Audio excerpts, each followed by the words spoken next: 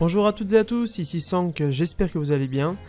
Alors aujourd'hui, comme vous l'avez vu dans le titre, on va voir un petit peu les paramètres d'interface. Comme me l'avait conseillé Yaibatsi en commentaire sur ma dernière vidéo. C'est vrai que c'est très intéressant de voir un petit peu tous les paramètres d'interface qu'offre le jeu.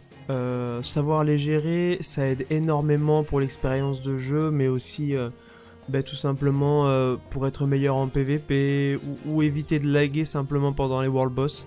Et du coup, j'estimais que c'était une très bonne idée de faire une vidéo là-dessus. Alors tout de suite, sans plus tarder, on va commencer avec l'interface de base. C'est-à-dire qu'on va aller toucher un petit peu les performances, par exemple pour les World Boss ou pour le PVP.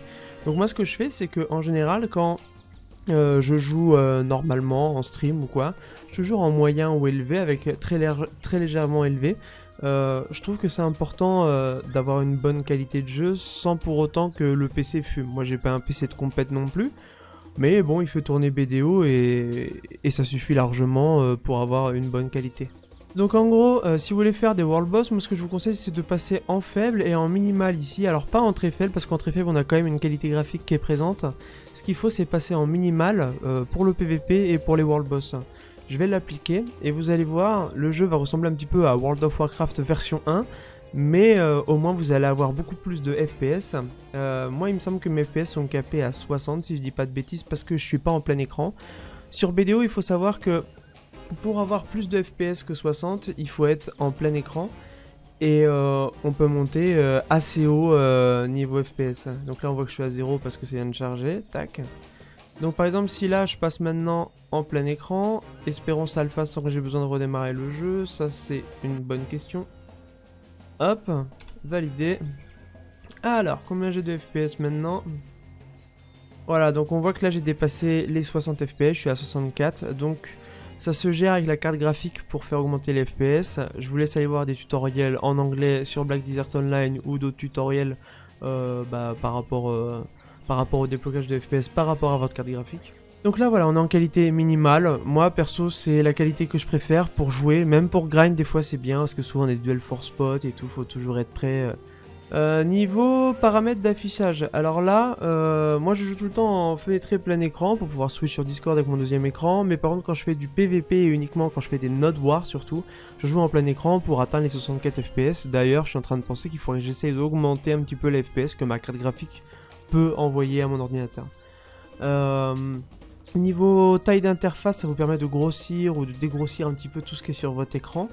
Et c'est vrai que ça c'est pas mal. Pour le PVP, il y a aussi un mode cinéma qui est vachement bien, ça donne encore plus de FPS, je vous montre un petit peu ce que ça donne.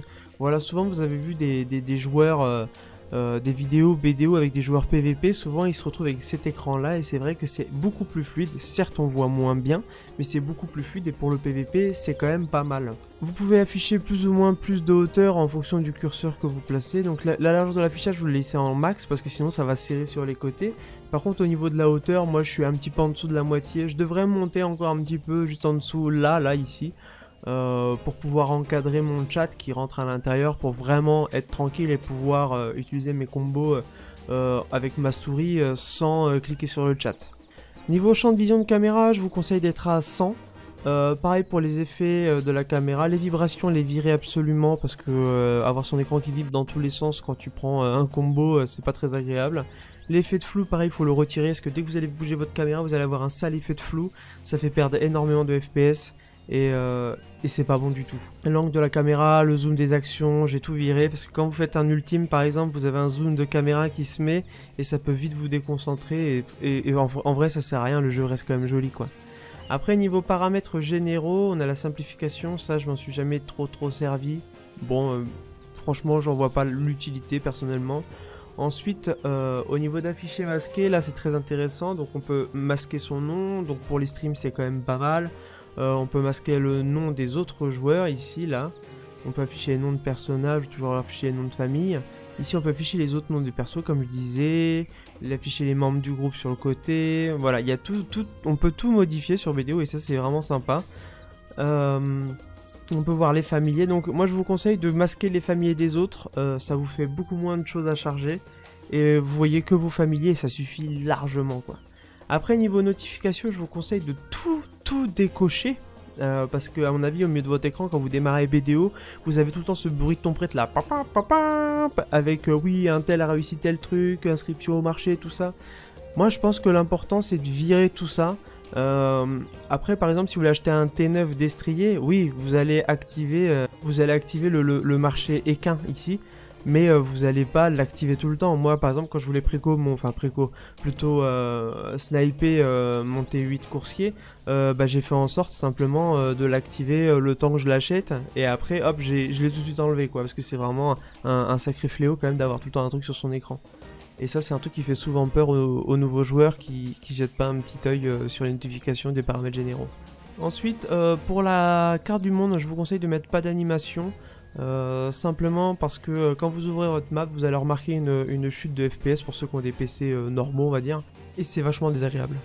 Au niveau du divers, moi je trouve intéressant d'avoir peut-être une flèche guidée ou une guide d'effet au niveau de la navigation. Par exemple vous mettez un point sur la carte, donc exemple je mets flèche en guide, voilà. Par exemple là on voit tout de suite la direction où je dois aller sur le jeu, et c'est vrai que ça peut aider je pense sur les nouveaux joueurs, bien qu'on le voie sur la mini-carte à côté. Avoir une flèche, ça aide quand même. Après, si c'est trop gros pour vous, il existe d'autres solutions. C'est paramètres généraux, divers. Il existe d'autres solutions, par exemple guide d'effet, où là c'est un peu plus joli. On voit juste une fée un petit peu au loin qui nous dit vers où aller. Là, on la voit là. J'ai le chat qui miaule. Ensuite, au niveau de vos personnages, je vous conseille d'appuyer sur la simplification des informations ici. Comme ça, vous avez tous vos personnages en une seule fois. Et c'est vrai que c'est pas mal plutôt que de scroll sur le côté là, comme ça. C'est super long. Donc moi, je vous conseille de passer comme ça. Comme ça, vous avez un visu sur tous vos personnages. Et aussi sur tous vos fail stacks en même temps. Et c'est du temps de gagner. Donc vous avez sûrement le nouveau menu. Donc ça, c'est le nouveau menu. C'est celui-là que vous connaissez lorsque vous arrivez sur le jeu. Je vous conseille de cliquer sur revenir à l'ancien menu en haut à droite pour avoir encore une fois... pourquoi j'avais pas cliqué? Voilà, c'est bon. Pour avoir encore une fois un petit peu tous les icônes. En plus, après, vous allez connaître par cœur où sont disposées les icônes. Aventure de l'esprit occulte, cadeau de fidélité, classement de guild. Voilà, modifier l'IU, on va venir tout de suite.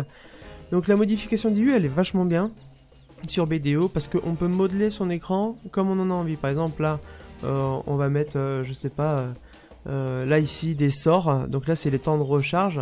Les temps de recharge, on peut les activer. Par exemple, vous avez 10 temps de recharge de disponibles ici. Et en allant sur K, donc dans vos compétences, vous pouvez du coup, avec les temps de recharge, placer sur TR1, TR2 par exemple des sorts pour avoir un visu sur les temps de recharge. Vous voyez, ils sont juste là du coup. Et si je claque, hop, je l'ai en info ici direct et que je l'ai claqué quoi. Et ça aide grandement. Après, vous pouvez le disposer comme vous avez envie. Moi, j'ai fait un petit peu un délire de PlayStation parce que je trouve ça rigolo, mais il y en a plein qui font des pyramides, ils font autre chose. Et franchement, ça, c'est un très très bon outil. A propos de l'IU, vous pouvez aussi cacher tout. Par exemple, la minimap, si vous voulez plus la voir, vous pouvez la cacher en cliquant sur le petit œil qui est juste là. Vous pouvez cacher les fonctionnalités qui sont juste là. Moi, j'ai mes deux chats de cacher actuellement. Vous pouvez afficher, désafficher les quêtes s'ils sont trop nombreuses, et ça c'est vraiment sympa.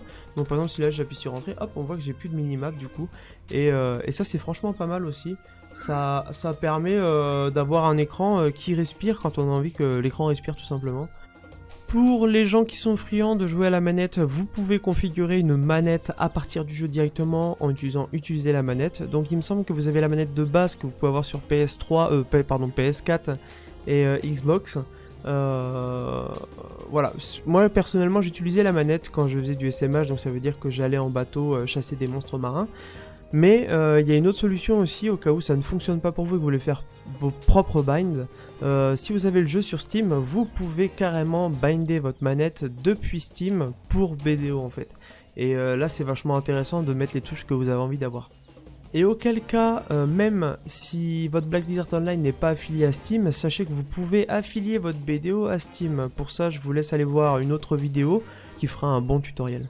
Bon voilà, cette courte vidéo sur l'interface de BDO est terminée. Si vous avez des questions, n'hésitez pas à les poser en commentaire. En tout cas, je suis ravi de pouvoir vous aider, à vous, les joueurs qui venez d'arriver sur le jeu. Et même peut-être aux plus anciens qui veulent avoir des infos et tout, je trouve ça cool. Je remercie d'ailleurs tous ceux qui me suivent en stream. Je suis en stream tous les dimanches, tous les samedis matins, mais aussi de temps en temps dans la semaine. Je vous laisse rejoindre mon Discord si vous voulez en apprendre davantage, ou si vous voulez voir quand est-ce que les streams sont disponibles et quand les vidéos sortent. Sur ce, c'était Sank, je vous fais la bise. Ciao!